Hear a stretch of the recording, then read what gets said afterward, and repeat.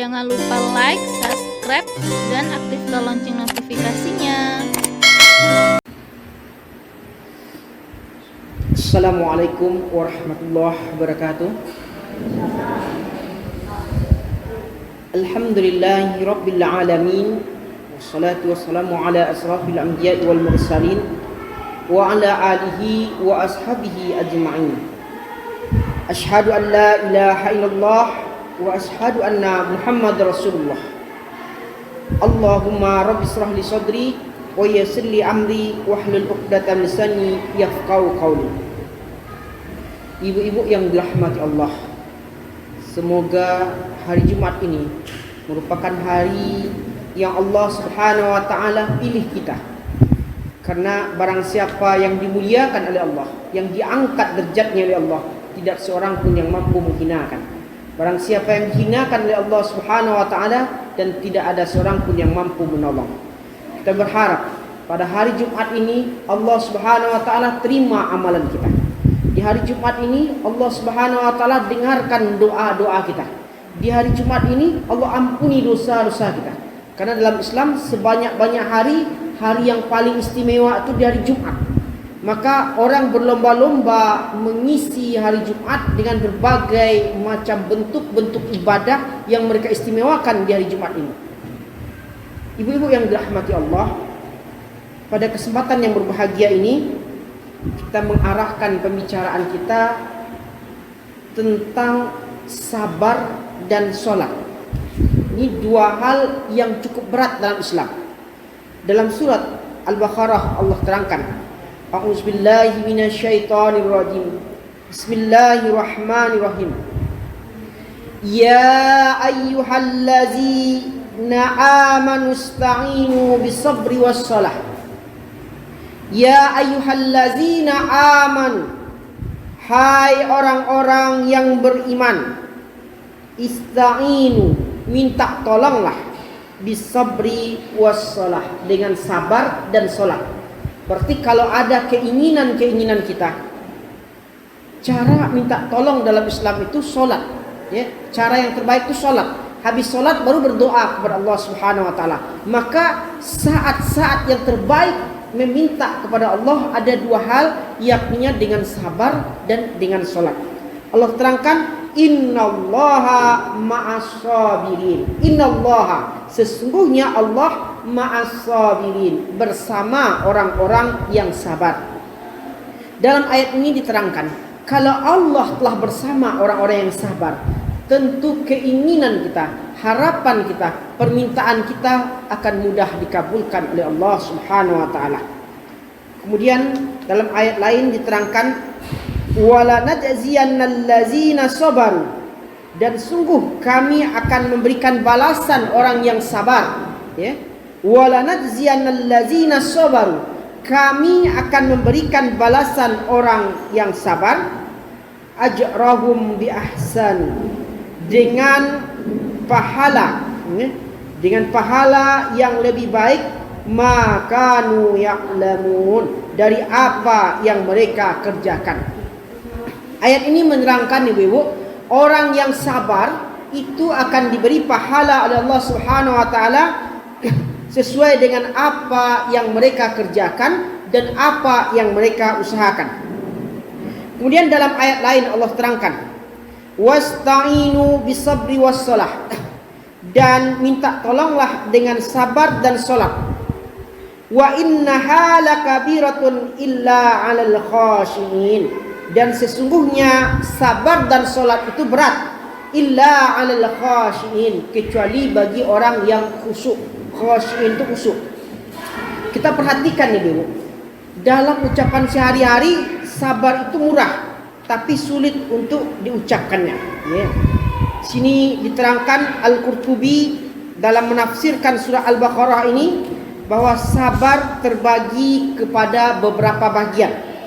Yang pertama, sabar dalam taat kepada Allah Subhanahu wa taala. Sabar dalam beribadah, sabar dalam mendekatkan diri kepada Allah. Ini sering, ibu, baru kita mulai ibadah diganggu oleh syaitan. Yang bagi yang mulai ngaji, baru mulai ngaji ngantuk. Yang baru sholat Baru angkat takbir saja ingatan kita diputar entah kemana. Jadi sabar dalam beribadah itu penting. Kalau kita lihat orang yang paling sabar dalam beribadah, yang menjaga ibadahnya itu adalah Rasulullah SAW.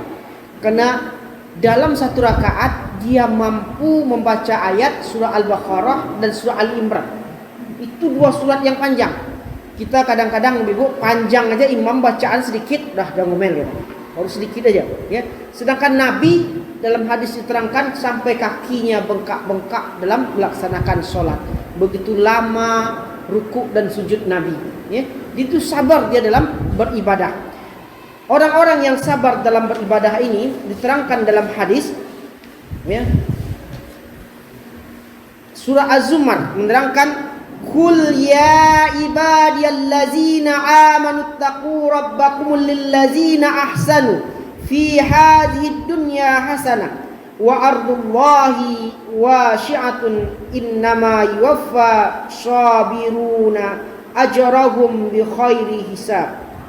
Qul ya ibadillazina amanu. Qul, katakanlah ya Muhammad, ya ibadiyallazina amanu, ya Tuhan hamba-hambaku yang amanu, yang beriman.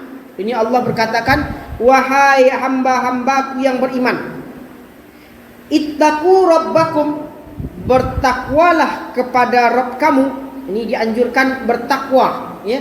Sebab dalam hidup ini takwa itu didapatkan dengan amalan. Perintah Allah ketika dianjurkan puasa, la'allakum tattaqun. Ini bertakwalah kepada Rabb kamu, wa ahsanu fi hadhihi dunya. Orang-orang yang berbuat baik di dunia, dia akan memperoleh kebaikannya. Dan bumi Allah itu adalah luas. Sesungguhnya orang-orang yang bersabar, ini diterangkan, innama yuwaffa sabiruna, sesungguhnya orang-orang yang bersabar yang dicukupkan pahala mereka tanpa batas. Ajrahum bi khairi hisab, pahala mereka dicukupkan tanpa batas. Jadi ibu-ibu, dalam ayat ini Allah terangkan, kalau ingin pahala kita disempurnakan oleh Allah, kunci utama itu adalah sabar. Jadi sabar kita dalam beribadah, jangan tergesa-gesa. Termasuk dalam sholat. Anehnya di tengah masyarakat, yang dicontoh orang, yang ditiru oleh orang adalah orang yang tergesa-gesa. Contoh, waktu Ramadan ada sholat sunat yang sholat tarawihnya itu 15 menit. Dia sholat 23 rakaat, ya. Kalau diperhatikan ruku dan sujudnya mereka tidak sempurna. Sementara orang berlomba-lomba saat ini ibu-ibu supaya Ramadan itu khatam Quran. Kenapa orang umrah dia pergi ke Makkah? Karena ingin mereka beribadah di sana, rata-rata ingin menamatkan Al-Quran, ya. Sehingga di beberapa masjid sekarang ini kalau Ramadan mereka baca satu juz. Ini orang bekerja-kejar, yang penting cepat.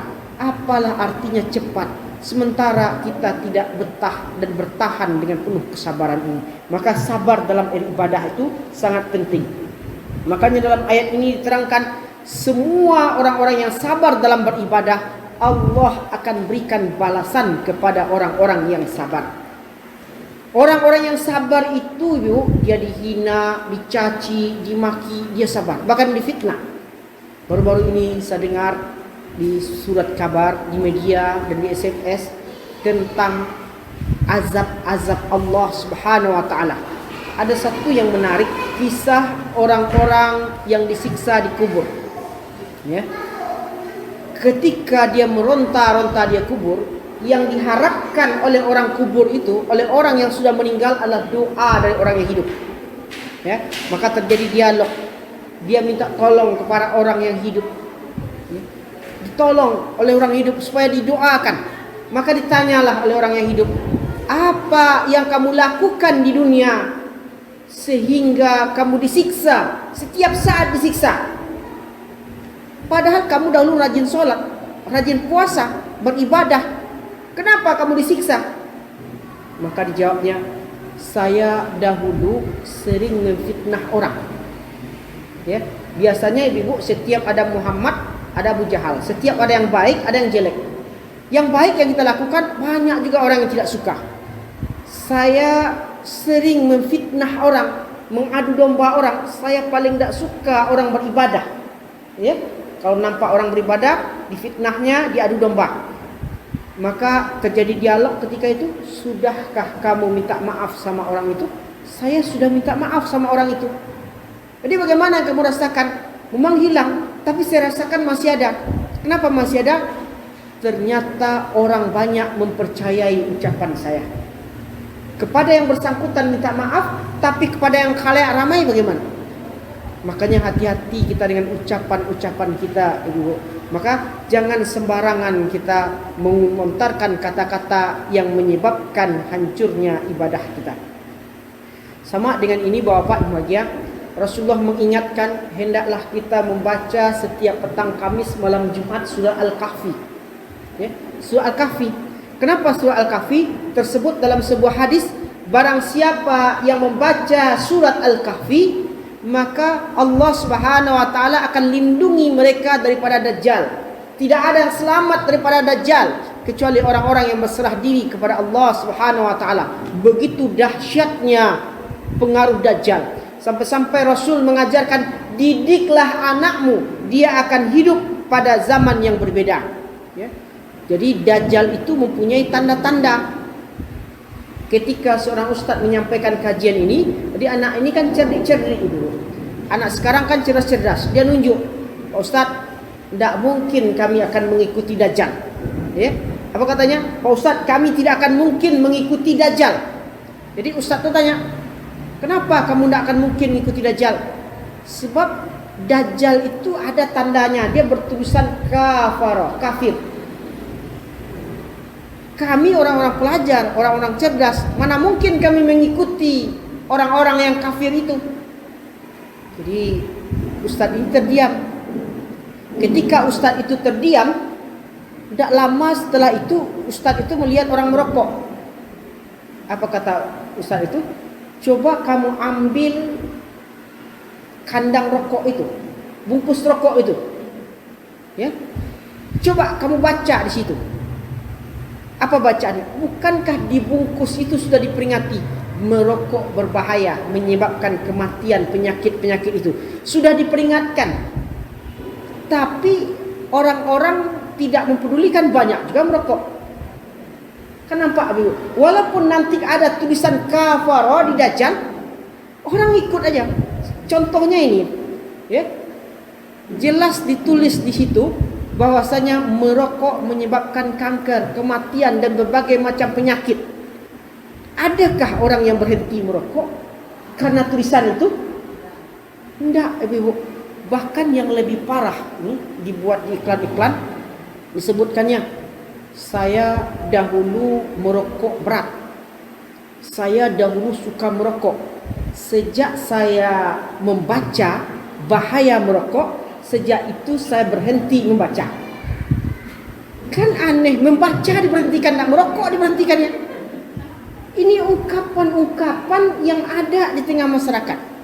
Bahkan satu ungkapan yang kalau seandainya kita nilai dari akal logika kita, sudah hilang naluri kemanusiaan. Contoh Ibu, ini kita sering mendengar, apa kata bapak-bapak, daripada kalau bahasa Minang bacarai jerokok, lebih baik bacarai istri, di bini. Itu kan ucapan seakan-akan lebih berharga rokok daripada bini sendiri. Padahal ini sudah peringatan. Makanya Ibu, peringatan walaupun di depan mata, walaupun ada tulisan, belum tentu membuat kita mendapatkan hidayah. Ya, belum tentu memberikan hidayah. Karena itulah kita dianjurkan memperbanyak melatih diri sabar dalam beribadah. Ya, sabar dalam beribadah, terutama dalam baca Quran. Baca Quran butuh kesabaran. Ada satu tradisi yang jelek dulu. Kemarin waktu saya pulang kampung ke Payakumbuh, rata-rata di kampung saya itu ada satu tradisi yang kurang bagus. Kemana? Kalau orang sudah khatam, dia berhenti ngaji. Entah kalau di kampung lain pun kayak gitu. Kenapa tidak ngaji? Ya sudah khatam. Alasannya sudah khatam. Berarti kalau sudah khatam, tidak ngaji lagi.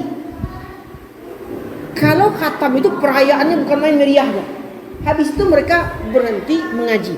Sebetulnya ibu-ibu yang dirahmati Allah, walaupun kita khatam ulang lagi, ini kesabaran dalam beribadah. Maka kalau kita merasakan ya, membaca Al-Quran dari Alif Lam Mim, dari Al-Fatihah sampai An-Nas, sabar kita, Allah berikan ketenangan yang tidak bisa diberikan pada orang lain, yang bisa kita merasakan sendiri. Mari kita cari keridaan Allah lewat sabarnya dalam beribadah, lewat tekunnya beribadah, terutama sekali lewat solat. Makanya ibu, kalau solat jangan tergesa-gesa. Ya, tidak penting kita solat tergesa-gesa, seakan-akan ada yang mengejar. Yang penting kita cari kekusukan, ketenangan, kedamaian. Nah, inilah bentuk sabar yang pertama yang Allah berikan, yakni sabar dalam beribadah. Kemudian yang kedua ibu, sabar dalam menghadapi musibah. Di atas dunia ini tidak ada orang yang tidak mendapatkan musibah. Tidak ada orang yang tidak diuji oleh Allah Subhanahu wa taala. Tidak ada orang yang kehidupannya naik terus saja. Jadi musibah ini Allah berikan untuk mengukur kadar keimanan seseorang, untuk melihatkan apa seorang itu benar-benar beriman atau tidak. Sebab dalam ayat diterangkan seseorang yang menasihati anaknya sehingga dikutip dalam Al-Quran, yakni Luqman. Ini dalam surat Luqman ayat 17. Apa nasihat Luqman? Luqman memanggil anaknya, kemudian dinasihati anaknya. Panggilan Luqman dikutip dalam surat Al-Luqman ayat 17. Ya bunayya, ya bunayya, ini wahai anakku. Jadi kalau melihat Luqman menasihati anaknya, dianjurkan kita memanggil anak dengan panggilan yang bagus. Ya. Apa nasihat Luqman? Yang pertama, aqimis shalah. Wahai anakku, dirikanlah salat. Wa'mur bil ma'ruf. Kerjakanlah yang baik-baik saja. Wanhar anil munkar. Berhentilah daripada perbuatan munkar. Ini nasihat Luqman, ya. Hai anakku, dirikanlah salat, kerjakanlah yang baik-baik saja. Berhentilah daripada yang munkar. Kemudian wasbir ala ma asabaka. Wasbir, bersabarlah ala ma asabaka, terhadap apa yang menimpa kamu. Jadi apapun yang menimpa kita, bersabar. Wasbir ala ma asabaka. Inna zalika min azmil umur. Sungguh yang demikian termasuk hal-hal yang diwajibkan. Berarti ada perintah kita bersabar dalam hal yang menimpa kita. Ini sabar dalam menghadapi musibah. Dalam surat Al-Baqarah ayat 154 itu diterangkan bentuk-bentuk musibah. Ini kita terangkan, bahkan sering kita baca ketika orang-orang yang mendapat musibah, itu sering dibaca surah Al-Baqarah ini. Bahkan Allah Subhanahu wa jelaskan siapa saja yang ditimpakan oleh Allah musibah, kemudian dia mengucapkan inna lillahi wa inna ilaihi rajiun, maka Allah Subhanahu wa taala meringankan bebannya dan mengganti kepada yang lebih baik. Ini kita lihat. Walanabluwannakum bisai'in, dan sungguh kami akan menguji kamu bisai'in, dengan sedikit minal khaufi, dari rasa takut, ya. Walanabluwannakum bisai'in, dan sungguh kami akan menguji kamu dengan sesuatu dari bentuk ketakutan, ya. Khauf wal ju'i wa naqsim minal amwali wal anfus was samarat. Bentuk ketakutan, kelaparan, kekurangan buah-buahan, harta dan jiwa. Ini bentuk-bentuk ujian Allah. Khauf wal ju'i, kekurangan daripada harta, ya, kekurangan jiwa dan buah-buahan. Wabasyiris sabirin, beri kabar gembiralah orang-orang yang sabar. Ya, ini katakan orang yang sabar. Ini bentuk-bentuk ujian Allah. Allah akan uji kita dengan ketakutan. Banyak orang saat ini takut, ya, takut mati, takut tidak makan, ya. Jarang kita dengar ibu-ibu orang takut kalau tidak punya bekal menghadap Allah Subhanahu wa taala. Yang banyak ditakutkan orang, besok tidak makan. Yang banyak ditakutkan orang apa? Besok anaknya tidak dapatkan pekerjaan. Tapi jarang kita takut kalau Allah panggil kita hari ini, apa bekal kita? Summa ilaihi turja'un. Kita akan kembali kepada Allah Subhanahu wa taala. Ini bentuk-bentuk ujian, ya. Kekurangan harta. Ada orang ibu-ibu yang dirahmati Allah, dia beranggapan hartanya itu sudah milik dia. Ya. Sehingga dengan harta yang banyak dia lupa ke masjid. Dengan harta yang banyak dia lupa Allah. Padahal Al-Quran mengatakan alhaakumut takasur, bermegah-megahan telah melalaikan kamu hatta zurtumul maqabir, sampai kamu masuk ke liang kubur. Harta yang banyak sampai dia punya rumah bertingkat, kalau Allah hendak mengambil sebentar aja dulu. Anaknya main korek api, terbakar karpetnya. Kalau Allah berkehendak, tidak hitungan sehari, membangunnya mungkin bertahun-tahun, berbulan-bulan. Tapi kalau Allah ngambil, hitungan jam saja bisa hangus, terbakar. Apa yang kita banggakan harta? Jangankan itu ibu, dalam hidup aja kita punya harta, ya, kita punya anak. Belum kita mati, coba lihat, anak sudah berkuasa dulu. Ya. Anak sudah berkuasa terhadap harta kita di dunia saja. Ya, itu contoh yang nyata, ibu bahagia. Makanya dalam Islam diterangkan harta kita yang sebetul-betul harta itu cuma dua. Yang pertama apa yang kita makan dan apa yang kita pakai. Itu yang harta kita. Yang dimakan apalah yang dimakan? Hanya sekedar untuk perut aja. Yang dipakai hanya sekedar untuk dekat aja. Harta yang kedua apa yang kita wakafkan dan kita infakkan di jalan Allah. Ya. Ini yang betul-betul harta. Kemudian yang ditinggal ini belum tentu. Banyak orang ibu hartanya banyak. Kemudian dengan harta yang banyak ini tidak membuat tenang. Dengan harta yang banyak ini baru saja dia meninggal, anaknya ribut. Kadang-kadang ibu, anak ini salah memahami wasiat. Ya. Tersebut dalam kisah-kisah seorang ayah ketika meninggal, dia berwasiat. Apa wasiatnya? Kebetulan dia punya dua anak laki-laki. Ya. Dia punya dua orang anak laki-laki. Kedua-duanya diingatkan. Wasiatnya dia sebentar aja wasiatnya. Di samping wasiat agama, wasiat solat, ada dua hal yang ayah wasiatkan. Kalau ayah meninggal, ini toko. Kamu toko, bagian toko, masing-masing dikasih toko. Dalam berusaha ada dua pesan ayah. Yang pertama, pesan pertama, jangan kena matahari waktu berangkat kerja. Pesan yang kedua, ya, jangan minta hutang. Dua itu pesan ayahnya. Ya. Tidak lama setelah itu ayahnya meninggal.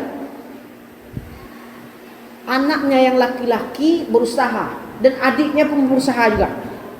Dan mulai diusaha dengan peninggalan ayahnya. Tidak lama setelah itu ibunya itu berkunjung kepada anaknya, terutama anak bungsunya. Dilihat toko yang begitu bagus, yang begitu mewah, sekarang boleh dikatakan hampir bangkrut. Kehidupannya morat-marit. Ditanya oleh ibunya, kenapa kamu seperti ini? Dahulu ayahmu meninggalkan bekal hidupmu, berupa toko, berupa bekal yang luar biasa untuk dunia, di samping bekal untuk akhirat. Kenapa kamu seperti ini? Jadi anaknya menyalahkan ayahnya. Apa katanya? Ini lantaran ayah. Kenapa ayahmu? Saya melaksanakan wasiat ayah. Apa wasiat? Kan ayah yang bilang, kalau pergi bekerja itu jangan terkena matahari. Jangan terkena matahari. Makanya saya selalu pakai taksi supaya jangan kena matahari. Kan habislah uang saya itu. Kemudian ayah berpesan, jangan minta hutang. Sementara saya berjualan kayak ini, orang-orang yang hutang di sini, orang ngambil bon di sini, tidak ada yang minta lagi. Jadi bangkrutlah saya dibuat ibu. Jadi ibunya tenang aja melihat anaknya yang mengamalkan wasiat ayahnya. Tidak lama setelah itu ibunya berkunjung kepada adiknya. Dilihat adik itu maju, usaha bagus, sholat pun bagus. Ibunya senang, alhamdulillah. Ditanya, wahai anakku, kehidupan engkau seperti ini. Kenapa? Alhamdulillah berkat wasiat ayah. Yang satu menyalahkan ayahnya, yang satu menyokong ayahnya. Kenapa wasiat ayah? Bukankah ayah dahulu menjelang meninggal berwasiat? Salah satu wasiat ayah, jangan terkena matahari. Karena jangan terkena matahari, saya habis subuh sudah berangkat. Saya buka toko saya, orang tahu toko saya paling buka pagi-pagi. Kemudian malam habis maghrib saya pulang. Sehingga orang tahu saya buka pagi dan tutup paling terakhir. Ya, supaya jangan kena matahari. Rupanya tujuan ayah itu. Tapi kakaknya lain tujuannya. Itu penafsiran itu yang berbeda. Ya, mungkin ini maksud ayah. Ya, saya memang itu sudah subuh, saya selalu berangkat. Saya buka toko subuh. Nanti habis maghrib saya baru lagi pulang. Ya, sehingga saya tidak pernah terkena matahari. Sehingga alhamdulillah orang ramai dan orang di sini tahu semuanya bahwasanya toko ini buka pagi-pagi dan tutup kemudian. Kemudian ayah berpesan jangan minta hutang. Karena ayah pesan jangan minta hutang, orang yang berhutang tidak saya kasih. Nanti saya nak mau minta, nanti tidak saya kasih. Akhirnya apa? Alhamdulillah orang kontan aja di sini. Nampak ibu-ibu? Dua orang yang beradik kakak mengamalkan wasiat, yang satu hancur, yang satu sukses. Itu tergantung pengamalan wasiat ini. Nah, jadi ibu-ibu yang berbahagia, itu dia meninggal dikasih bekal oleh orang tuanya supaya melaksanakan ini, kerjakan wasiat. Ternyata ada yang sukses dan ada yang tidak. Tergantung kita melaksanakannya. Di pada ayat ini diterangkan bentuk-bentuk ujian. Dan ujian yang terberat itu kekurangan jiwa. Ya, kekurangan jiwa maksudnya ketika Allah panggil orang-orang yang kita kasihi, orang-orang yang kita sayangi, orang-orang yang kita cintai. Tidak semua orang siap berpisah dengan orang yang dicintai. Tidak semua orang. Kalau dalam teori mungkin bisa, sabar. Tapi ketika Allah timpakan ujian, Ibu, ada orang yang gila, ada orang yang stres, ada orang yang tidak sanggup sama sekali. Ya, saya teringat ketika rektor saya, ya, Mansur Malik, ketika diuji oleh Allah, kebetulan anaknya itu yang ditabrak satu mobil oleh kereta api di Jakarta. Kalau orang Minang ngecir satandan darahnya. Ya, tidak semua orang bisa mendapatkan ujian seperti ini. Ujian-ujian seperti ini pernah diberikan kepada Nabi Ayub, pernah diberikan kepada orang soleh dahulu. Dia kehilangan orang-orang yang disayangi, kehilangan orang-orang yang dicintai. Nah, makanya dalam Islam diterangkan apa katanya dalam ayat ini, kasih kabar gembiralah orang-orang yang bersabar. Siapa yang bersabar itu? Dalam ayat ini diterangkan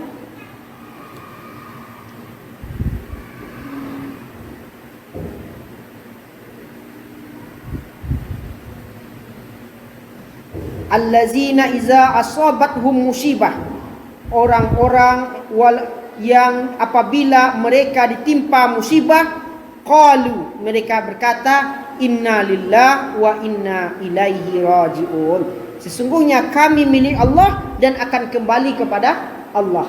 Jadi makanya ketika ada musibah, inna lillahi wa inna ilaihi raji'un, artinya sesungguhnya kami milik Allah dan akan kembali kepada Allah.